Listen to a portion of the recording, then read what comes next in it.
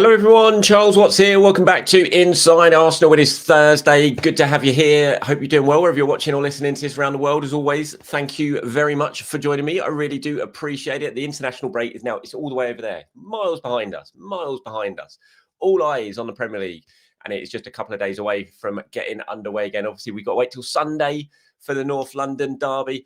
But it is getting ever closer. We're going to talk about that a lot in today's show. Look at who could start this game. Obviously, it's all clouded a little bit in mystery in terms of injuries. Who's going to be back? Is anyone going to be back? Mikel's speaking tomorrow at his press conference. I'm going to be there tomorrow. Should be an interesting one. We'll see if we get any clues from him in terms of the injured players. Of course, before the international break, he was saying he was hopeful of having some of the injured attackers back. We've since learned from Germany that Kai Havertz has apparently suffered some sort of minor relapse. As I spoke about in yesterday's show, from my understanding of that situation, it's not something massively to worry about. Yes, it's taken him a little bit longer than they originally hoped for him to get back, but there has been no massive sort of setback or anything like that. So we'll get an update from Mikel on him, I would imagine, given the quotes from Julian Nagelsmann.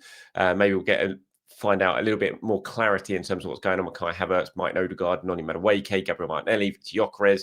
Honestly, the list just goes on and on and on at the moment. It'd certainly be nice to get at least a couple of those players back for the game on Sunday. So we'll talk about that in today's show. Got other bits and pieces. Eberechi has been talking on Akinfenwa's Beast Mode on podcast. Some interesting stuff from him as well. But we'll start on Sunday's game and who could start. Now, we know that Gabriel is not going to feature. He's not one of these players who's clouded in mystery over whether he's fit, whether he's not fit. There is no Gabriel for this game, and there's no Gabriel for the foreseeable future as well, as he recovers from that injury he suffered for Brazil.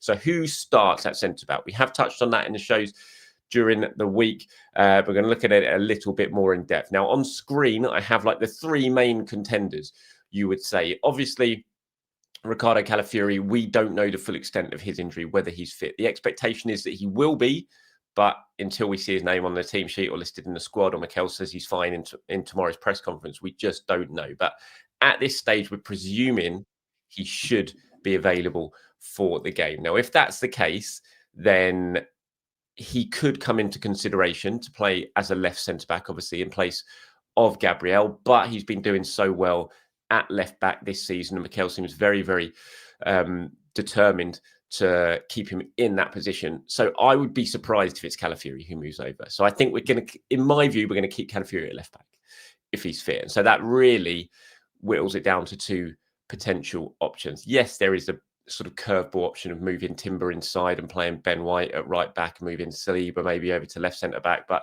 that just involves moving too many pieces for me. So I don't see a way that that's something that Mikel's going to go for. It's going to be either Mosquera or it's going to be Hincapié, I would say. So it's a choice between the two. Interesting, we saw some training pictures yesterday from Arsenal. A lot of the players who'd been away on international breaks weren't involved in those pictures. That doesn't mean they weren't involved in the training session, but they weren't involved in the pictures. The thing with Hincapié, obviously, is he's had a long way to travel. He's been playing for Ecuador over in North America. They played Canada and they played New Zealand, I think it was. And that New Zealand game was in New Jersey overnight on Wednesday. So he probably will be getting back today to start training. Maybe he'll do a bit of recovery work today. It won't be put through his paces massively. You'd imagine tomorrow's training session will be the first. That he will go sort of full tilt ahead of the game on Sunday. So maybe he'll have two training sessions in his legs before Sunday's game. Will that be enough for Mikel to start him?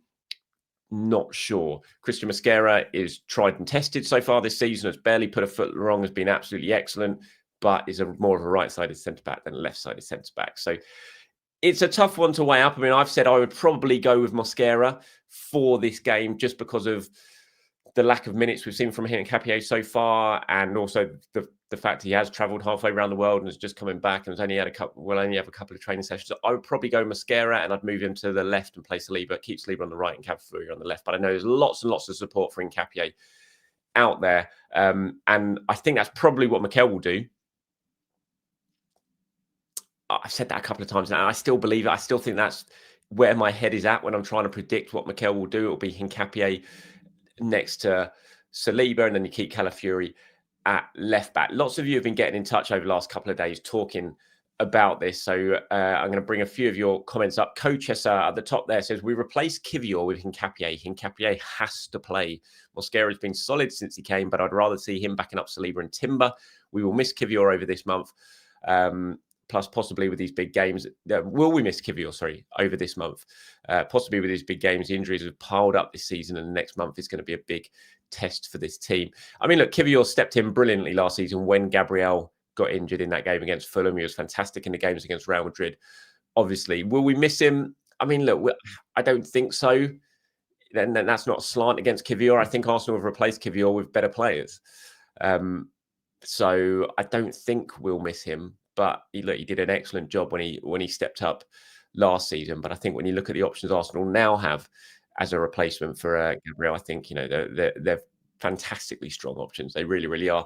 Coleman says Calafiori being back is key. Making one change in the back line can be accepted, but two changes, both on the left-hand side, would be too unsettling to our rhythm. Lewis Skelly and Calafiori, or Hincapié and Calafiori would be ideal. So yeah, I agree with that. I think if Calafiori is out, which we hope he's not, and the suggestion is that he's not going to be, then that would be a real blow. Losing two of your crucial defensive sort of rocks so far this season, both on the left-hand side of that defence, I think it'd be very, very unsettling for the team. So I think it's absolutely vital that Calafiori is fit. And Simon says, in terms of the defence, familiarity is important. Saliba should stay at right centre-back and either Mosquera or Calafiori at left centre-back. And Hincapié has been flying around the world this week and hasn't played enough with the non-Spanish speaking players yet. I mean, that's an interesting point of view. Like I said, I would have no problem with Hincapié starting this game. I think he's clearly a fantastic player. I think Mikel absolutely loves him. That's very, very clear from when you listen to Mikel Arteta talk about him.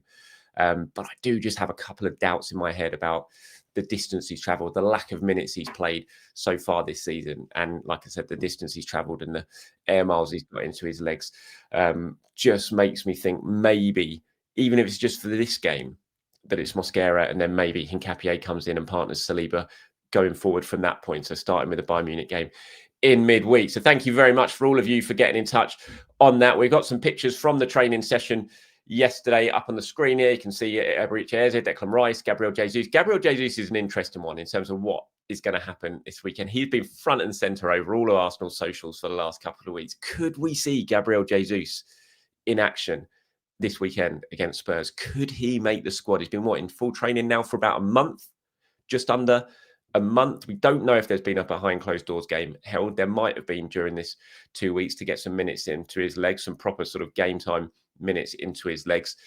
Feels like it's probably a little bit early, but given the fact we're not sure what's going on with Gyökeres yet, Havertz clearly seems like he's had some sort of issue. Well, he has had some sort of issue, which has pushed things back a little bit. So he might not be in the squad, you'd imagine, this weekend. Could Jesus make it? He's looked really sharp. I mean, obviously, the club sort of pick and choose what they're going to put out on social media. They're not going to pick and choose clips of him missing shots on target and shots on goal and everything like that. But when you look at the clips they have been putting out, he does look very, very sharp in training, scoring some brilliant goals, heavily involved, absolutely full-on contact training he is in now. Could we see him? Could he feature in this game? It'd be really, really interesting if he does. If we even see him off the bench after 15, 20 minutes or so in the second half. You imagine Gabriel Jesus coming back after 10 months out and scores the winner against Tottenham in the North London derby. Fairy tale stuff that would be. Sort of elsewhere, when you're looking at how Arsenal could line up and what team Mikel could go for, obviously things are a little bit clouded, as I said at the start, by the injuries to the attackers, and we don't know if anyone's realistically going to be back. Even if they are, though, say Madueke is back, or say there's a surprise and Odegaard is back, or Havertz stuff, he's suddenly back involved. I don't see any of those guys starting this game. I'd be very, very sorry. The one player who I think might have a chance if he's fit is Gyökeres or Martinelli potentially. But even if Martinelli's fit, I don't think he starts, just because Trossard's going to start on the left-hand side because he's been in such good form of late. I think if Gyökeres is available, because he's only been out of action for 2-3 weeks, he's still going to be pretty much up to speed. He's not going to have missed much match sharpness, and I think he'd make such an impact in the team in terms of how they can play. I think he's the one guy, if he's fit and available, who would probably go straight into the starting 11. The other guys wouldn't. They'd be on the bench. So what do you do if you're Mikel Arteta? It's going to be clearly, you would imagine Ezra's going to continue in that sort of Odegaard type number 10 role. You'd have Saka on the right, Leandro Trossard on the left. If it's not Gyökeres, you'd imagine it's going to have to be Mikel Merino up front. If Martinelli is fit, you would have the option probably of playing Trossard as the false nine and Martinelli on the left, but I don't see that's something that Mikel Arteta would do for this game. I think it would be Merino.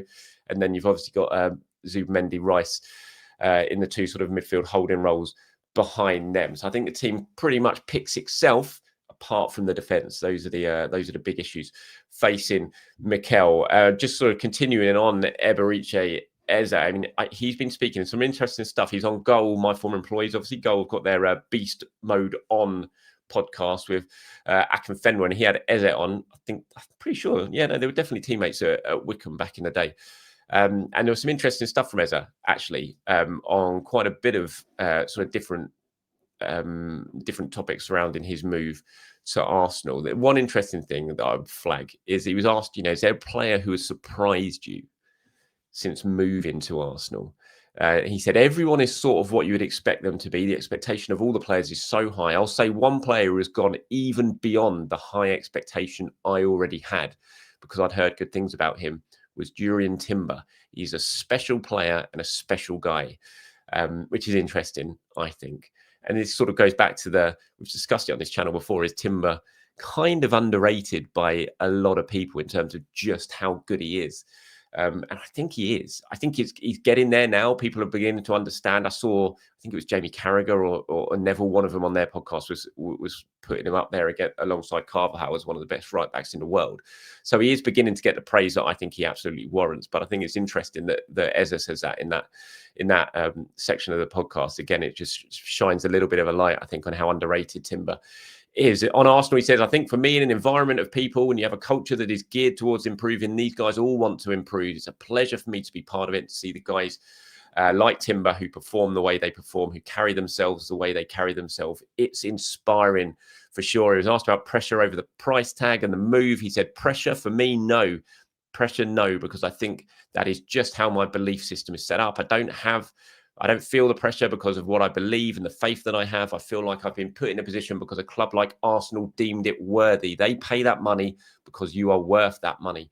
Putting it into numbers is hard because my belief system is set up on a different thing, but it's an opportunity to go play, do my stuff, be the player I know I can be, and then you will tell me if I was worth the money or not. Some interesting stuff. I thought there was lots of other bits and pieces from Eze on Arteta, the move, everything like that. If you haven't seen it yet, then I do urge you go over and find the podcast. You can watch it on YouTube. It's very, very good. Akinfenwa and Eberechi Eze.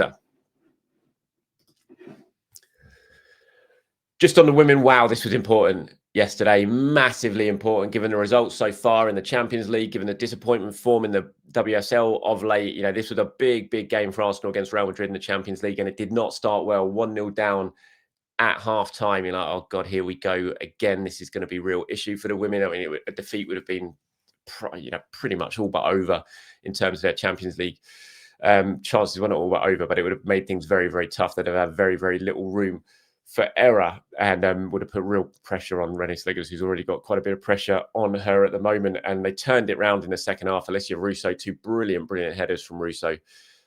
Just a massive, massive result. They weren't at their best at all, but they were, they got the job done. And this was a game and it was just all about winning. When you've been on the type of run that they're on, when the pressure's sort of ramping up, when the scrutiny is really heating up as well and all eyes are on you, you just got to find a way to win such a big game. And to do it, having come from behind at half-time, I think showed a lot of character. So fair play to them.